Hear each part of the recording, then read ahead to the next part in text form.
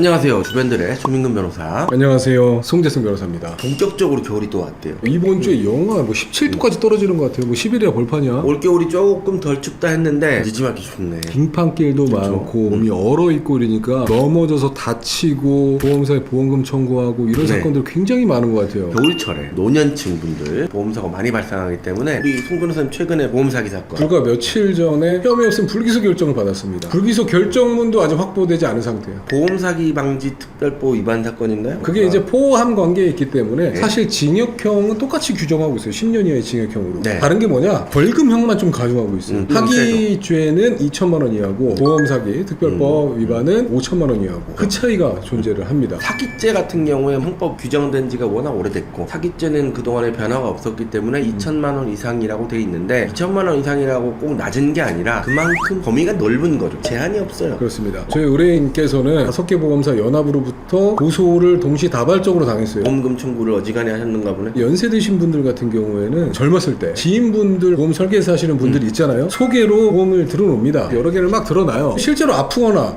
그러면 보험사마다 청구를 해가지고 보험금을 받죠. 보험사에서 보기에는 어떨까요? 일부러 다쳤다고 구라치면서 청구하는 거 아니야? 이렇게 보는 사건이구나. 그렇게 보는 사건이에요. 과거에 의뢰인분께서 보험 사기로 처벌받은 전력도 한 번 있으세요. 아, 네. 처벌 전력을 바탕으로 많은 보험 계약이 해지가 되었어요. 그럼에도 불구하고 보험사에서 이 보험 계약은 유지되기로 남겨놔야 되겠다라고 결정해서 남겨놨으면은 최소한의 보장을 받을 수 있도록 협조를 해야 될 텐데 그마저도 보험사에서 이거 사기다. 어떤 보험 사고가 발생했길래? 이 분께서 좀 몸이 많이 아프세요. 심각한 관절염이라던가 척추 이런 부분에 있어서 계속해서 저리고 힘들고 하다 보니까 어느 병원이라도 가서 치료를 받고 치료를 받다 보면 입원을 원하시는 상황이 되세요. 몸이 많이 안 좋으신 거예요? 집에 있으면 계속 아프고 병원을 찾아가야 하니까 입원 치료를 해다오 의사 판단하에 입원을 하고 치료를 받은 상황이었어요. 그럼에도 불구하고 왜 보험 사기냐 너무나 억울해하는 상황이었고 실제로 과거에 보험 사기 처벌 전력이 있었던 상황 같은 경우에는 금액이 크지 않았기 때문에 그냥 인정하고 절반 정도 돌려주며 합의해서 처벌 불허 의사 표시해 줄게 라는 보험사의 회유 아닌 회유를 받아가지고 처벌대로 남겨두고 합의하고 마무리했던 사건이었는데 전혀 문제가 없는 보험 사고가 발생했는데 받을 거 받았는데 네. 지금 고소 당한 거네? 입원이 적절하지 않았던 네. 보험사고 같은 경우라면 의사가 이 사람 입원에 적절하지 않은 환자다 정확하게 이제 명시를 해놓던가 거부를 했었어야죠. 의사가 입원을 받고 치료를 꾸준히 합니다. 그래서 청구한 보험금임에도 불구하고 보험 사기로 고소가 된 사안이었어요. 기간적으로 제가 봤을 때는 1년이 넘는 기간이고 금액적으로는 한 1억 5천 원짜리 적지 않은 금액이구나. 계속해서 보험비가 발생을 하니까요. 보험이 가입되어 있음에도 불구하고 자비 부담해가지고 치료받을 수는 없지 않겠습니까? 그래서 계속해서 치료를 받았던 상황이었다. 어떻게 무혐의를 받으셨을까? 진료 기록이라던가 의사의 소견서 이런 걸 바탕으로 해가지고 가라로 입원했다는 증거 자료가 전혀 없어요 라는 것을 충실하게 주장하고 자료를 제출했습니다. 보험사가 내부적으로 심사평가원을 보내서 가라 입원인 것 같아요 의견을 받아가지고 제출하면서 경찰에 고소를 했기 때문에 경찰은 보험사가 어련히 알아서 했겠어 라고 생각하고 실질적으로 들여다보지도 않아. 실제로 보험사가 보험 사기로 고소를 하는 경우에 보험 사기가 맞다라고 정확하게 판단해서 고소하는 게 생각보다 많지 않아요. 조직적으로 보험 사기 쳐가지고 교통사고 내에서 앞뒤차의 차주가 친구라던가 나는 경우 아니고서는 많지 않아. 이런 경우도 사실 그런 경우였어요. 심사평가원에 맡겨가지고 그런 의견 받아다가 고소를 한 건데 객관적인 증거가 있나? 없습니다. 내가 의도하지 않은 우연한 보험 사고가 발생한 게 맞다라는 것만 제대로 입증하면 혐의를 또 벗을 수 있죠. 그 경찰 단계에서 충분한 의견서라던가 자료를 제출했음에도 훔치했어요. 기소의견으로. 야, 위험했네. 아무리 그러다봐도 검사가 법원으로 넘겨봤을 때 유죄받기 쉽지 않거든. 입증을 해내야 되니까. 의사 같은 사람들 뭐 증인신문 해가지고 입원하기에 적절하지 않은 환자였는데 억지로 입원을 하겠다고 합디다. 그래서 제가 받아들여줬어요. 그런 진술을 받으면 굉장히 어렵죠. 불가능하죠. 그런 거를 공략해가지고 수차례에 걸쳐서 의견 제출하고 해서 검사선에서 혐의 없음 불기소 결정을 받아낸 사건이었습니다. 그럼 보험금도 충분히 받았고 사기죄가 인정되지 않았기 때문에 환수가 돼야 되는 금액이나 이런 건 전혀 없었겠네요. 실제로 보험사 측에서 민사소송까지 제기해놓은 상태였어요. 보험금 지급한 거 내놔. 사기니까 그 민사소송도 혐의 없음 불기소 결정을 통해서 승소로 귀결이 될 가능성이 현재로서는 굉장히 높아 보입니다. 연세가 꽤 드신 분이기 때문에 이 돈을 환수한다고 해도 당장 환수를 해주기도 어려운 상황이잖아요. 이게 만약에 가라보험이다 병원에 지급한 거 전부 다 청구하게 되면 되겠습니까? 말이 안 되는 그렇게 거죠. 혐의를 벗었을 뿐만 아니라 경제적으로도 굉장히 큰일 날 수 있는 기회에서 살려준 게 되겠죠. 그렇습니다. 혹시라도 보험금 지급을 거부당하셨거나 보험금 지급 받으셨음에도 불구하고 나중에 평가원으로부터 의견 받아가지고 보험금 다시 받아내라 보험 사기 고소를 당하셨다던가 이런 상황이 있으시면은 언제든지 보험업인 안심으로 연락을 주시기를 바라겠습니다. 오늘 촬영 여기까지 여기까지 할까요? 구독과 좋아요